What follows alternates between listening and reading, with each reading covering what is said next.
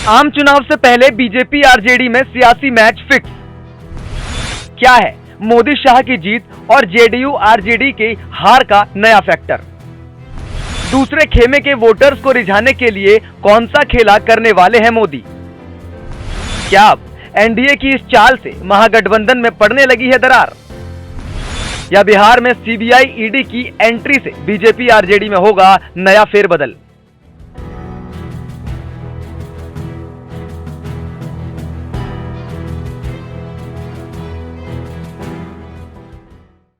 लोकसभा चुनाव होने में अभी 1 साल का समय बाकी है, लेकिन प्रधानमंत्री मोदी को रोकने के लिए विपक्षी पार्टियों ने अभी से ही सियासी बिसात बिछा दी है।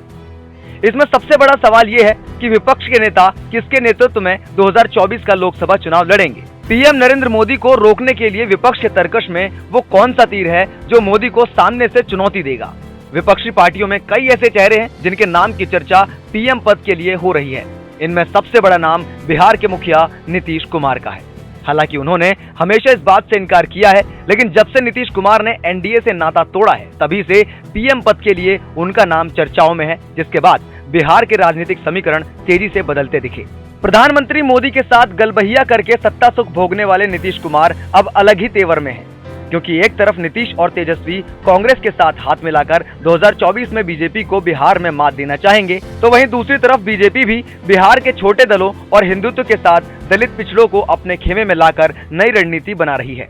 2024 में बिहार की सियासी जंग जीतने के लिए बीजेपी का फोकस उन 3 पार्टियों पर है जो पहले भी बीजेपी के साथ रह चुकी है, जिसमें लोजपा यानी लोक जनशक्ति पार्टी के लीडर चिराग पासवान है, वीआईपी पार्टी से मुकेश साहनी और नीतीश से बगावत करने वाले उपेंद्र कुशवाहा हैं। बीजेपी इन तीनों को बिहार में एनडीए का साथी बनाना चाहती है, क्योंकि इन तीनों की ही क्षेत्रीय पार्टियों की पकड़ पिछड़ी जाति, मुस्लिम और दलित वोटरों पर है। साथ ही इन तीनों का वोट बैंक 12 से 17% के बीच में है, जो जेडीयू के वोट प्रतिशत के बराबर है, जिसको लेकर बीजेपी ने तेजी से कवायद शुरू कर दी है। यही वजह है कि बीजेपी लवकुश समीकरण को साधने के लिए अब कोई कसर नहीं छोड़ना चाहती। वही लवकुश समीकरण जिससे 1994 में कर्मी सम्मेलन में ही नीतीश कुमार की राजनीति को हवा मिली थी और उसी सम्मेलन से कुशवाहा कुर्मी का लवकुश समीकरण बना था। ये तो सभी जानते हैं कि बीजेपी और नीतीश का समर्थन एक दूसरे की सफलता का सबसे बड़ा कारण रहा है। नीतीश ने न सिर्फ अपने लवकुश समीकरण वाले वोट बैंक पर अधिकार जमाए रखा, बल्कि आरजेडी के वोटर्स को भी उन्होंने अपने पाले में कर लिया। यही वजह है कि वे लालू यादव के बाद बिहार में दमदार पॉलिटिशियन बने रहे, जो 2015 और 2020 के विधानसभा चुनाव के नतीजों से साफ हो गया है। लेकिन अब नीतीश कुमार के महागठबंधन से अलग होने के बाद बीजेपी के लिए बिहार में अपना चुनावी गेम प्लान करने का खुला मैदान है। बिहार में महागठबंधन को कमजोर करने के लिए बीजेपी हर हथकंडा आजमा रही है।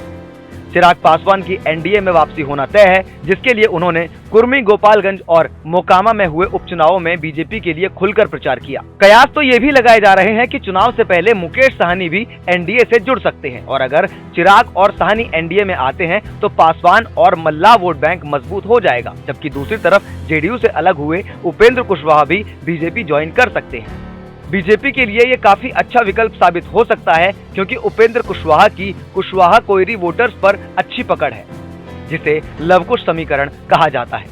ऐसे में बीजेपी सीधे तौर पर नीतीश के वोट बैंक को नुकसान पहुंचा सकती है। बहरहाल लालू परिवार तो पहले ही घोटालों के चक्कर में सीबीआई और ईडी का सामना कर रहा है, और कांग्रेस पार्टी बिहार में अपना जनाधार खो चुकी है।